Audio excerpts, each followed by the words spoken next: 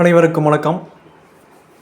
இது ஸ்ரீ பாலாஜி ஜோதிட நிலையம் உங்களை அன்புடன் வரவேற்கிறது. இன்றைக்கி நம்ம பார்க்க போகிற இந்த காணொளியானது திருமணத்தை பற்றிய ஒரு ஜாதகம். இந்த ஜாதகர் திருமணம் நடக்குமா நடக்காதா, திருமணம் உண்டா இல்லையா, எஸ் ஆர் நோ அப்படிங்கிற கேள்வி மட்டும்தான் என்கிட்ட கேட்டார். வேறு எதையுமே நீங்கள் சொல்ல வேண்டாம், அந்த எஸ் அப்படிங்கிற 3 எழுத்து, நோ அப்படிங்கிற 2 எழுத்து, இதில் மட்டும் பதில் இருக்கணும் அப்படிங்கிற மாதிரி என்கிட்ட ஒரு கேள்வி கேட்டார். திருமணம் இருக்குதா இல்லையா, நடக்குமா நடக்காதா, அதுக்கு நான் அனலைஸ் பண்ணி முழுசும் கணிச்சு பதில் சொல்லி அனுப்பிச்சிட்டேன். என்ன பதில் சொல்லியிருப்பேன் பாருங்கள். நீங்கள் முடிஞ்சால் இந்த காணொளியை அப்படியே பாஸ் பண்ணிவிட்டு நீங்கள் கணிச்சு பாருங்கள். ரைட், இருந்தாலும் நான் என்ன சொன்னேன் அப்படிங்கிறது அப்படியே சொல்லிடுறேங்க. இந்த ஜாதகர் பிறந்த தேதி 2/11/1973 காலையில் 8:30 அன்னைக்கு வரக்கூடிய நட்சத்திரம் உத்திராடம் 3ஆம் பாதம். அதனால் ராசி மகர ராசி, ராசி மகரம், லக்னம் விருச்சிகம், விருச்சிக லக்னம், மகர ராசி, உத்திராடம் நட்சத்திரம் 3ஆம் பாதம். இன்னைக்கு அவருடைய வயது 51 வருஷம் 8 மாதம். இன்னைக்கு 15 நாள். 51 வருஷம் 8 மாதம் 15 நாள். பிறக்கும்போது சூரிய தசையில் பிறந்திருக்கிறார். இந்த லக்னத்துக்கு 10ஆம் அதிபதியினுடைய தசை சூரிய தசை. அந்த சூரியன் ராகு சாரத்தில் நின்று 12 மறைஞ்சிருக்கிறார் துலாம் வீட்டில். இப்படி இருக்க பிறந்தவர். அவருடைய லக்னம் விருச்சிக லக்னம் அப்படின்னு சொன்னோம். லக்னத்திலேயே மாந்தி புதன் வக்கரமாயிருக்கார் பாருங்கள். இந்த லக்னத்துக்கு 8க்கும் 11க்குமான புதன் வக்கரம். 2ஆம் இடத்துல சுக்கிரனும் ராகுவும், 3ஆம் இடத்துல குருவும் சந்திரனும், 6ஆம் இடத்துல செவ்வாய் வக்கரம், அங்கே ஆட்சி தான். 8ல் சனி கேது, 12ல் சூரியன். இப்படி இருக்க பிறந்திருக்கிறார். முதல்ல நம்ம லக்னத்தை பார்ப்போங்க. லக்னம் விருச்சிக லக்னம். லக்னாதிபதி செவ்வாய் தனக்கு 6ஆவது வீட்டில் போய் ஆட்சியாகி வக்கரம் அடைஞ்சிட்டார். 6ஆம் இடத்துல லக்னாதிபதி போய் இருக்கிறது ஒரு அவ்வளவு சிறப்பானது இல்லை. நம்ம நினைக்கலாம் இது ஆட்சி தானே அதனால். ஆனால் அங்கே போயும் வக்கரம் அடைஞ்சார் அப்படிங்கிறது, வக்கரம் இல்லாமல் இருந்தால் கூட பரவாயில்ல, வக்கரம் அடைஞ்சிருக்கார் அப்படிங்கிறது இவர் எந்த விஷயத்தில், எந்த தொழிலில், எந்த ஒரு காரியங்களில் எவ்வளோ முயற்சி பண்ணாலுமே அதில் தடங்கல்களும் தோல்விகளும் நிறைய இருக்கும் அப்படிங்கிறத தெளிவாக தெரியுது. அது மட்டும் இல்லை, அந்த லக்னத்திலேயே புதன், இந்த லக்னத்துக்கு கடுமையான பவர் புதன். 8க்கும் 11க்குமான அதிபதி, 8ஆம் அதிபதி. அவரும் வக்ரமாகி லக்னத்தில் இருக்கிறார். கூட மாந்தி. அதனால் லக்னம் லக்னாதிபதி ரொம்ப கெட்டு போய் தான் இருக்குது. வாழ்க்கையில் இவள் ஏகப்பட்ட கெட்ட சொல், 8ஆம் அதிபதியாக இருந்து லக்னத்தில் இருக்கிறதுனால கெடுதல்கள் இவரை தேடி வரும், அவச்சொல் இவரை தேடி வரும் அப்படின்னு தெளிவாக தெரியுது. 2ஆம் இடத்துல சுக்கிரனும் ராகுவும், அது குருவனுடைய வீடு. குரு நீச்சம் அடைஞ்சிட்டார் 3ல். 2ஆம் இடத்துல சுக்கிரன் ராகு, சுக்கிரனும் கேது சாரம், ராகுவும் கேது சாரம். கேது பாருங்கள் சனியோட லக்னத்துக்கு 8ல். சுக்கிரன் 2ஆம் இடத்துல இருக்கிறதுனால சுக்கிரன் 7க்கும் 12க்குமான அதிபதி, புதனும் கல்விக்கு அதிபதி புதன் அப்படிங்கிறதுனால 4ஆம் அதிபதி சனியாகவும் வரதுனால படிப்பு ஓரளவுக்கு வந்துடுச்சு. நல்லா படிச்சிருக்கிறார். எம்எஸ்சி பிஎட் படிச்சுட்டு ஒரு தனியார் பள்ளியில் வேலை செய்கிறார். ஒரு ப்ரைவேட் ஸ்கூலில் வேலை செஞ்சிட்ருக்கார். படிப்பு வந்துடுச்சு. காரணம், 2ஆம் இடத்துல சுபர் வீட்டில் இருக்கிற ராகும் சுக்கிரனும். அந்த சுக்கிரன் 7ஆம் அதிபதி, 12ஆம் அதிபதி. சுக்கிரன் நிற்கிற சாரம் ராகுனுடைய சாரம். ரைட். 3ல் 2ஆம் அதிபதி 2க்கும் 5க்குமான குரு 3ல் நீச்சம். கூட சந்திரன்.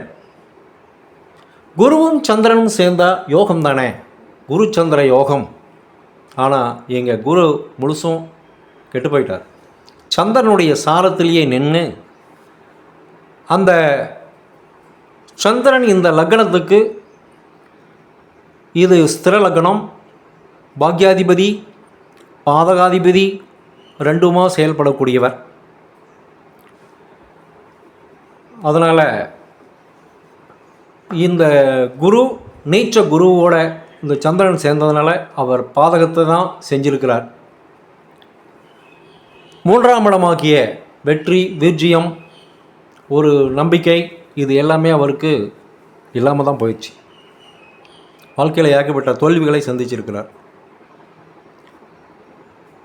4ஆம் இடம் சுகஸ்தானம், அதிபதி 8ல் போய் மறைஞ்சிருக்கிறார். கொஞ்சம் அடிக்கடி கொஞ்சம் உடல் ரீதியான தொந்தரவுகள் அவருக்கு இருந்திருக்குது. 5ஆம் இடத்துக்கு அதிபதி குரு. இந்த திருமணத்துக்குன்னு பார்க்கும்போது 5ஆம் இடமும் நாம் பார்க்க வேண்டிய சூழ்நிலை. ஏன்னா புத்திரக்காரகன் எப்படி இருக்கிறான், இங்கே வந்து குரு நீச்சம் அடைஞ்சிட்டார். நீச்சம் அடைஞ்சி தன்னுடைய பாதகாதிபதியினுடைய கூடவே நிற்கிறார். அதனால் கடுமையான புத்திர தோஷம் இருக்கிற இந்த ஜாதகம்தான். 6ஆம் இடத்துல செவ்வாய் வக்கரம். செவ்வாய் மண்ணுக்காரகன், லக்னாதிபதியாகவும் வராரு. 5ஆம் அதிபதியும் நீச்சம். 5ஆம் அதிபதி நீச்சம். 5ஆம் அதிபதி புத்திரர்கள் மட்டுமல்ல, இவருடைய பூர்வ புண்ணியத்தையும் காட்டுது. அப்போ பூர்வ புண்ணியத்தில் பிரச்சனைகள் இருக்குது. குரு நீச்சம், பிரச்சனைகள் இருக்குதுன்னு தெரியுது. அது எதை சம்பந்தமான பிரச்சனைகள் பாருங்கள். லக்னாதிபதியே செவ்வாயாகி 6ல் போய் வக்கரம் அடைஞ்சிருக்கிறார். மண் சம்பந்தமான பிரச்சனை, பங்காளிங்க சண்டை, சித்தப்பா பெரியப்பாவோட சண்டை, மண் சம்பந்தமாக இந்த மாதிரி பிரச்சனைகள் நடந்திருக்குது. அதுக்கடுத்தது 7ஆம் அதிபதி திருமணத்தை கொடுக்கக்கூடியது. 2ம் திருமணத்தை குறிக்கக்கூடியது. 2ல் சுக்கிரன் ஆகும், சுக்கிரனும் ராகும், 2மே கேது சாரம், கடுமையான பாவத்தில் இருக்கிறாங்க. கேது சாரத்தில் நிற்கிற கிரகங்கள் தன்னுடைய அந்த காரகத்தை திருமணம் அப்படிங்கிற காரகத்தை செஞ்சு வைக்காது. அதே மாதிரி 7ஆம் அதிபதி சுக்கிரனாக இருந்து தனக்கு 8ல் போய் மறைஞ்சிருக்கார் ராகுவோட. 7ஆம் அதிபதி 8ல் மறைஞ்சினா 7ங்கிறது மனைவி ஸ்தானம், மனைவி அமையறதுக்கு வாய்ப்பு இல்லை, டோட்டலாகவே இல்லை. வேறு எதுவும் குரு பார்க்குறார். என்ன மாதிரி இருந்து பார்க்குறார்? நீச்ச குரு தான் பார்க்குறார், நீச்சம் மட்டும்தான் பார்க்குறார். 8ஆம் இடத்துல சனி வக்ரம், ஆயுள் காரகன். 3-4க்குமான சனி கேதுவோடு சேர்ந்து வக்கரமாக இருக்கிறார். சனியும் கேதும் ஒரு 4 டிகிரி வித்தியாசத்துக்குள்ளே இருக்கிறாங்க. அதனால் இவருக்கு 8ல் சனி இருக்கிறதுனால ஆயுள் தீர்க்கம் அப்படின்னு சொல்லலாம். ஆனால் வக்கரம் அறிஞ்சு கேதுவோடு இருக்கிறதுனால இவருக்கு அப்பப்போ இவர் ஆயுள் மேலே இவருக்கு பயம் வந்துடும், கேதுவோட ஞானக்காரகனோட இருக்கிறதுனால. ஆனால் இப்படியெல்லாம் இருக்கிறோமே, நம்ம திடீர்னு நம்ம ஏதாவது நடந்துட்டால் என்ன பண்ணுறது அப்படின்னு.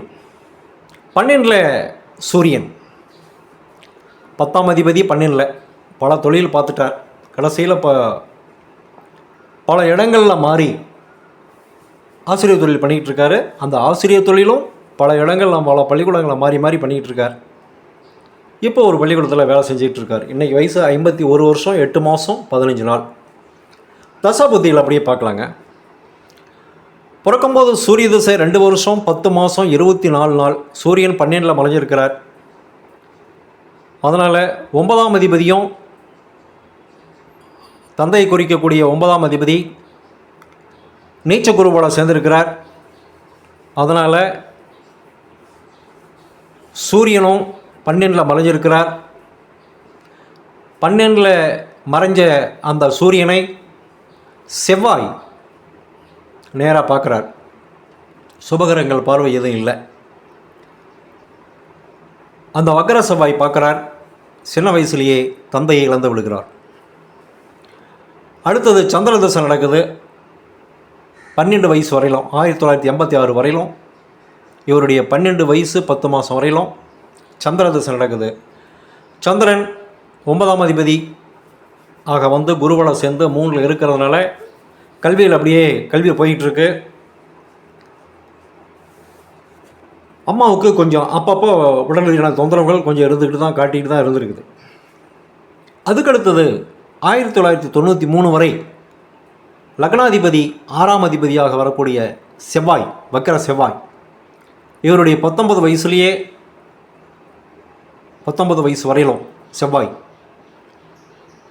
அந்த செவ்வாய் லக்னாதிபதியாக இருந்து 6ஆம் இடத்துல இருக்கிறதுனால அன்றைக்கே எதிரிகள் உருவாகி இருக்கிறாங்க. எதிரிகள்ங்கிறது யாரும் இல்லை, மெயினாக இந்த மண்ணுக்காக தான். தந்தையும் தவற விட்டதுனால பெரியப்பா சித்தப்பா கிட்ட அன்னைக்கே அந்த மண்ணுக்கு வந்து போராடி இருக்கிறார். அன்னைக்கே வீட்டை விட்டு வெளியே வந்துட்டார். அதுக்கடுத்தது அவருடைய 37 வயசு வரையிலும் 2011 வரையிலும் ராகு திசை நடக்குது. ராகு நிற்கிற சாரம் பாருங்கள், 2ல் இருந்து கேது சாரம். இந்த பீரியடு தான் ரொம்ப முக்கியமான பீரியட். 37 வரையிலும் இவருக்கு வந்து திருமணம் செஞ்சு வைக்கணும். ராகு திசையில் 19 வயசு 10 மாதம் வரையிலும் செவ்வாய் திசை. அப்போ 20 வயசுலேருந்து 37 வரையிலும் ராகு திசை. அந்த ராகு திசையில் திருமணம் செஞ்சு வச்சுருக்கணும். 2ஆம் இடத்துல தான் இருக்கிறாரு, குரு வீட்டில் தான் இருக்கிறாரு. ஆனால் குரு நீச்சம். 2ஆம் இடத்துல இருக்கிற சுக்கிரனும் ராகுவும் 5 டிகிரி உள்ள நெருக்கமாக இருக்கிறாங்க. திருமணத்துக்குன்னு ஸ்டெப் எடுத்தாங்க. ஆனால் அது பயங்கர தோல்வியில் முடிஞ்சிருச்சு, பிரச்சனைகளை முடிஞ்சது. சுக்கிரன் தனக்கு 8ல் 7ஆம் அதிபதி தனக்கு 8ல் மறைஞ்சிருக்கிறார். அதே மாதிரி சுக்கிரன் ராகு 2மே கேது சாரத்தில் இருக்கிறதுனால திருமணம் நடக்கலை. இப்போ இதுக்கு இந்த குடும்பஸ்தானத்திற்கு ஏதாவது சுபகிரக பார்வை இருக்கா அப்படின்னா இல்லை. சனியினுடைய வக்கர பார்வை, கேதுனுடைய பார்வை தான் கடுமையாக இருக்குது. அதனால் அவருக்கு திருமணம் அந்த ராகு தசை முழுசும் நடக்கலை. 37 வரலுமே நடக்கலை. அதற்கு காரணம் சுக்கிரன் தனக்கு 8ல் கேது சாரத்தில், கூட ராகு அவரும் கேது சாரம், சனி கேது பார்வை. அதனால் திருமணம் நடக்கலை. சரி, அதுக்கடுத்தது இவருக்கு 53 வயசு 9 மாதம் வரையிலும் குருதசை தான். சரி, குருவாவது செய்வாரா? 2க்கும் 5க்குமான அதிபதி என்ன தான் நீச்சமாக இருந்தாலும் பாக்கியாதிபதியோட சேர்ந்து இருக்கிறார். செய்வாரா திருமணம் அப்படின்னா எவ்வளவோ முயற்சி பண்ணார், ஆனால் முடியல. குரு நீச்சம். குரு நிற்கிற சாரமும் பார்த்திங்கன்னா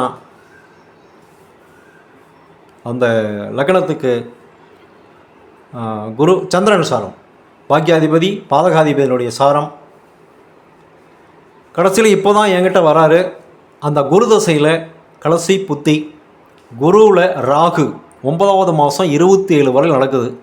நடக்குமா திருமணம், ஏதாவது நடக்குமா நடக்காதா, எஸ் ஆர் நோ ஒரே இதில் சொல்லுங்கள் அப்படின்னு சொன்னார். நான் அப்படியே பார்த்தேங்க. குருவில் குரு, குருவில் சனி, குருவில் புதன், குருவில் கேது, குருவில் சுக்கிரன். சுக்கிரன் 7ஆம் அதிபதி, யாருமே பண்ணி வைக்கல.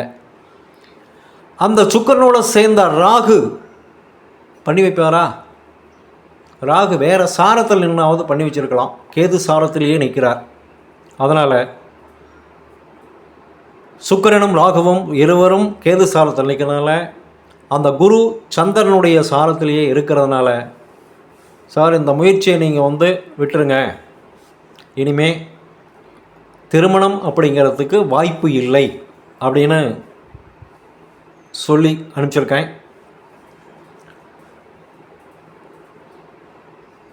அதனால் உங்களுக்கு ஏதாவது இதில் ஏதாவது மாற்று கருந்தெல்லாம் நீங்கள் பதிவிடுங்க.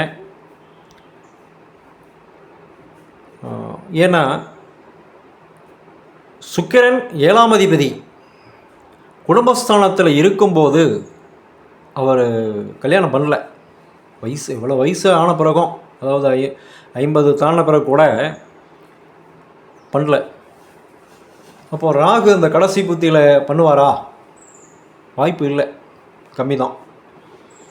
அதனால் 9ஆவது மாதம் 27 வரையிலும் அவருக்கு குரு தசையில் ராகு புத்தி இருக்குது. அடுத்து வரக்கூடிய சனி கடுமையான பாவத்தில் இருக்கிறார். கேதுவோட 8ஆம் இடத்தில் இருக்கிறார். அதனால் திருமணம் அப்படிங்கிறது ஒரு காணல் நீர் தான். உங்களுக்கு ஒரு வாய்ப்பு ரொம்ப கம்மி தான் சார். இந்த மாதிரி இருக்கிற அமைப்புக்கு திருமணம் அப்படிங்கிறத விட வெளிநாட்டு கலாச்சாரம் மாதிரி உங்களுக்கு விருப்பப்பட்ட அவங்களுக்கும் விருப்பம் இருந்தது அப்படின்னா சேர்ந்து வாழக்கூடிய அமைப்பில் திருமணம் அப்படிங்கிறது முறையாக எல்லாமே. ஏன்னா மாங்கல்யம் அப்படின்னு ஏறிச்சு அப்படின்னா அதில் பிரிவினை ஏற்படும் அப்படின்னு தான் சொல்லி அனுப்பிச்சிருக்கேன். எப்படியோ அவருடைய வாழ்க்கை நல்லா இருக்கணும், சிறப்பாக இருக்க ஆண்டவனை பிரார்த்தித்து உங்களிடமிருந்து விடைபெறுகிறேன். நன்றி, வணக்கம்.